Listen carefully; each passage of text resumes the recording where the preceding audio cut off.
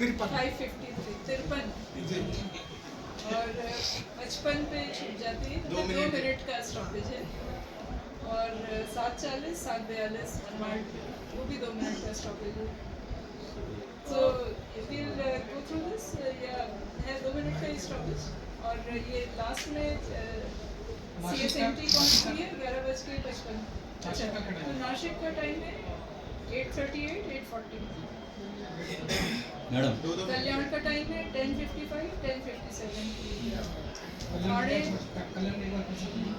10:55 10:57। ठाणे है 11:10 11:12। दादर है 11:32 11:34।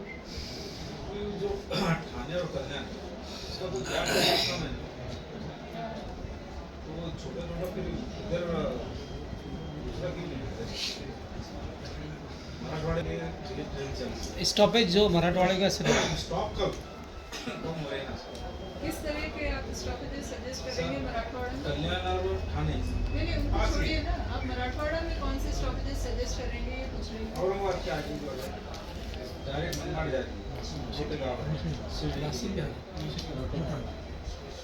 रोटी कौन से ज़्यादा कौन से नगर से वैसे हाँ दोनों में वो से आप सीढ़ी कह रहे में जा हैं, सकते हैं उधर। तो आप लोग अपने सजेशंस भेजो, क्योंकि अभी तो ये तो जैसे एक ऑप्टिमल प्रोग्राम बनाया जाता है। क्या होता है, जितनी बार स्टॉपेजेस आएंगे उतना हमारी गाड़ी स्लो हो जाती वही तो। है ना। पहले आपको ध्यान है जैसे शताब्दी और राजधानी वगैरह चलती है, तो उसमें इतने लंबे डिस्टेंस में भी 2 ही 3 स्टॉपेज दिया जाता था, जिससे कि वो स्पीड मेंटेन कर पाए।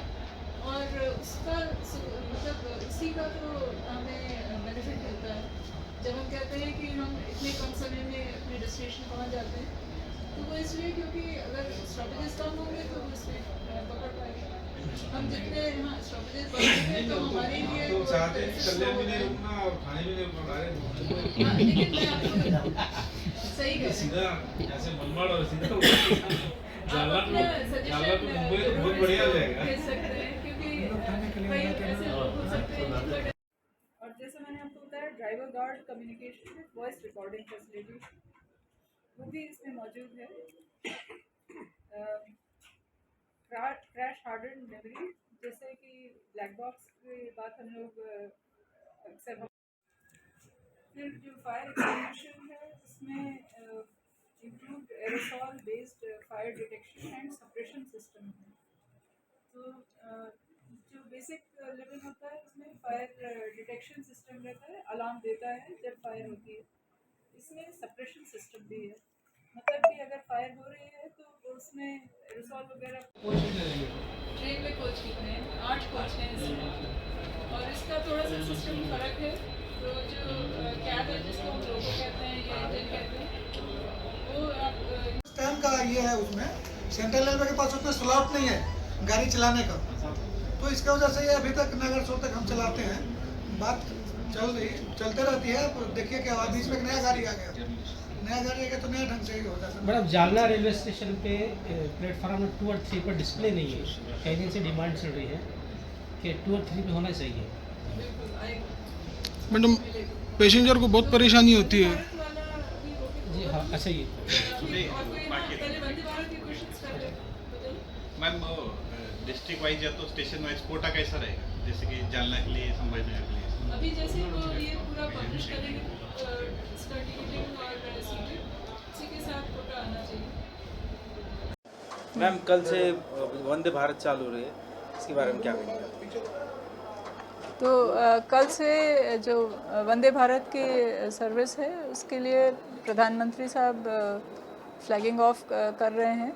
इसके अलावा 6 ऐसी और वंदे भारत हैं जिसको पूरे भारतवर्ष में अलग अलग जगह से फ्लैगिंग ऑफ प्रधानमंत्री साहब खुद कर रहे हैं।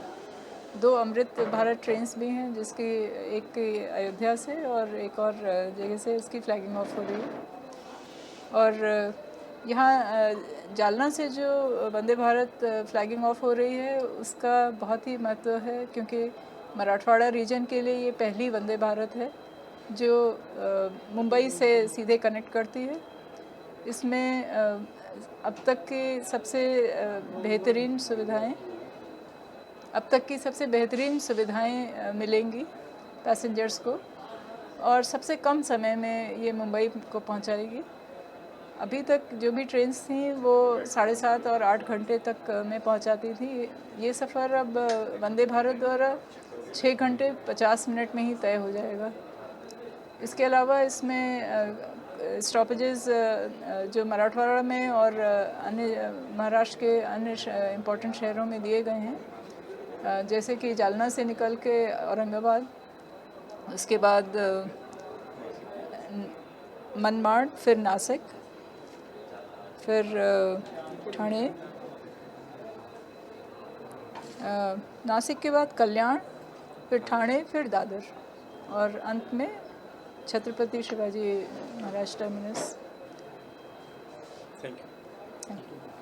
मैडम आपका नाम? नीति सरकार, मैं DRM Nanded division, south central railway.